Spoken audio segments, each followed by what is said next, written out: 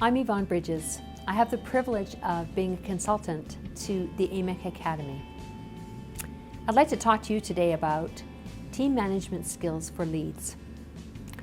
I'm going to share with you 9 tools, and in addition to the 9 tools, I'd like to also share a concept, which is actually not a tool, it's a way to help a lead perform better.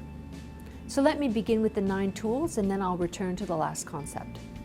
So the first tool in the toolkit for the AMEC lead is what's called an AIMS grid. And an AIMS grid, I wish I could tell you, actually has something that defines those letters, AIM. It does not. In fact, what an AIMS grid does is it actually shoots an arrow directly toward what you want, what you're aiming at.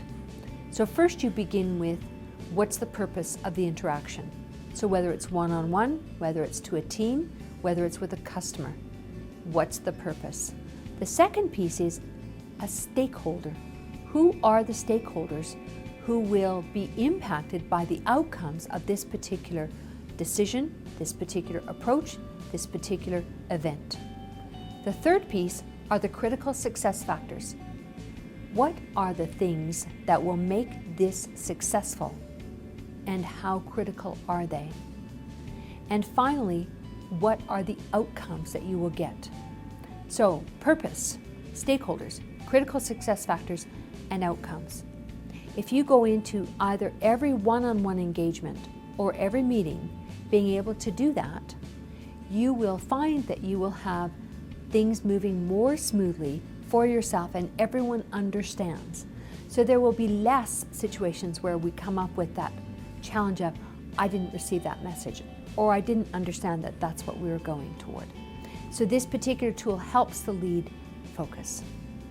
The second tool that we have in this whole process is called the weekly communication matrix. What this assists the lead in doing is giving them a way to communicate information on a weekly basis. In working with engineers, I found a common piece of feedback is we don't know where we are on the project. We only get updates when things are going really well or when things are not going well, and it's more often the latter. So a weekly communication matrix allows a lead to share information with his or her team in a way that says this is a synopsis of where we've been and where we're going for the very short term, the week previous and the week going forward.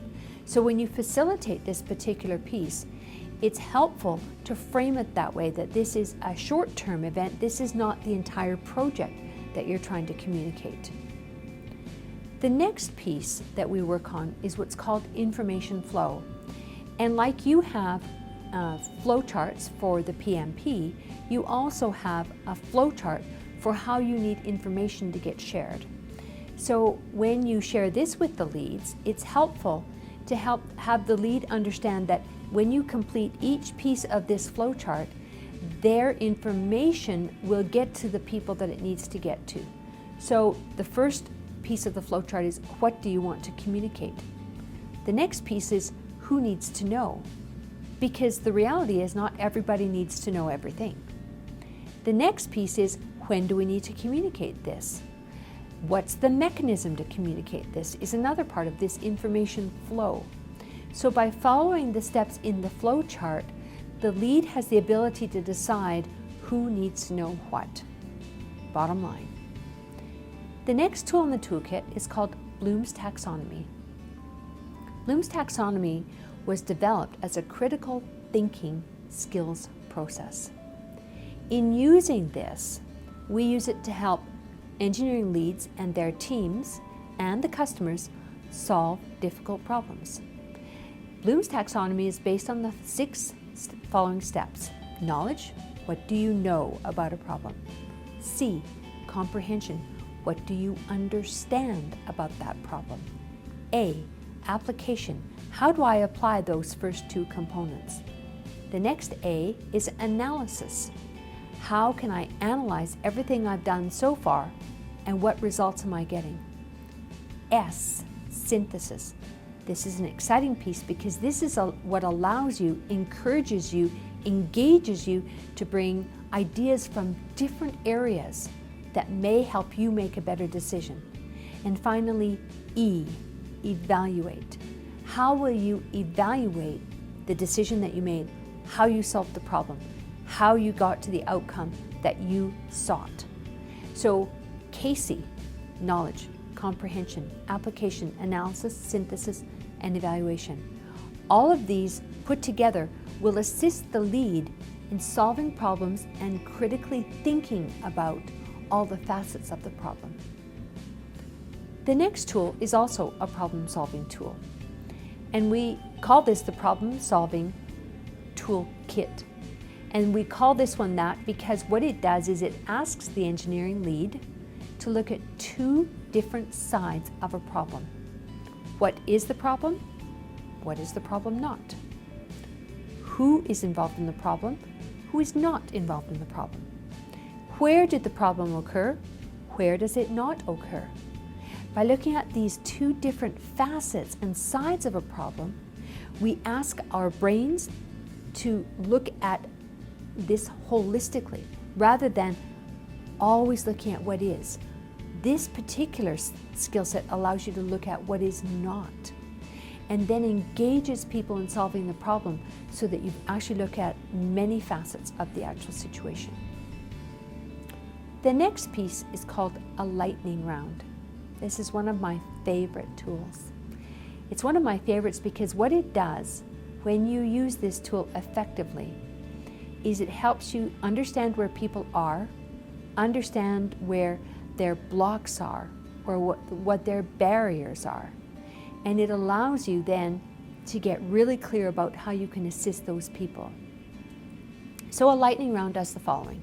You gather everyone together for 10 minutes. My suggestion is get a cup of coffee and stand. Don't sit. Don't get comfortable. When you're standing, everybody gets 30 seconds or less to share their top 3 priorities for the day. I'm going to be working on X. I'm also going to be working on Y, and I'm working with this team to solve Z. In doing that, as you, the lead, listen, what you get is a sense of A, where everyone is at that moment in time. Everybody makes a commitment out loud about what they're focused on. So when you get together tomorrow, you know whether or not they got there. And the other thing it does is it helps you identify those barriers, as I said earlier. So it's a short meeting, and if there's challenges that you need to address, you can have a meeting after that, or you can sit down with those individuals. So a lightning round is a moment in time, 10 minutes every day, that helps you get a sense of where people are. And your engineers really appreciate that because they understand what the whole team is working on. The next piece is what's called an outcome-based meeting. Very often when we go to have a meeting, we sit down at our keyboard, and we think, oh, what do I need to talk about? Da, da, da, da, and we write it out. An outcome-based meeting instead forces you to think about, do I want to solve? Do I want to create? Do I want to brainstorm? Do I want to decide? Do I want to discuss? Do I want to critique? The verb is incredibly important because that will direct the intent of the meeting. So as you, as an individual, focus on that, you will assist the team in getting to the outcomes that you're looking for and that will help them move forward. And this also prevents that common complaint in meetings, which is, it was useless, it was a waste of my time, I didn't need to be there. Because it's very direct and very focused, and you can get there in 60 minutes or less. The 8th tool that you're going to be sharing with the engineering leads as you facilitate this program is called STARS.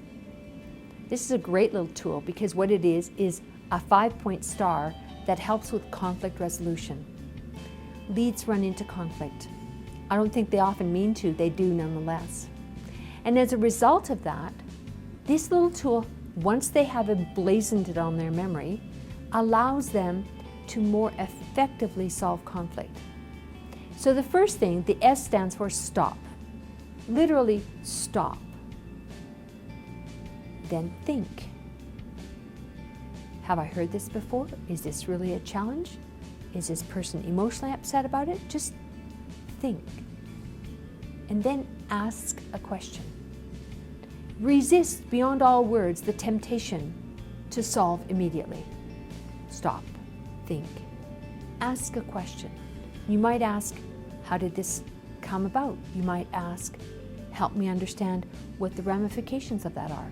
You might ask, what do you need from me? You might ask, what do we need to do to be successful? Any number of questions that open the dialogue. And then resolve.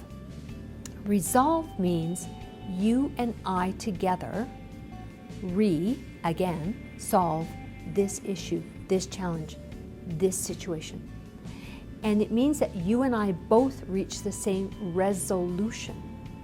And finally, the last S is for share the solution. So who do we need to share the solution with? Who do we need to ensure that they understand how we got to the decision we got to? So conflict can be minimized simply by taking the first two steps, even if you forget the whole rest of the tool. If you stop, you think, and are willing to ask, you then allow a lead to engage his customers, his engineers, his colleagues more effectively. And as you facilitate this particular process, really focus on that. Finally, the last tool I'd like to share with you in this toolkit for engineering leads is called the MOLO Matrix.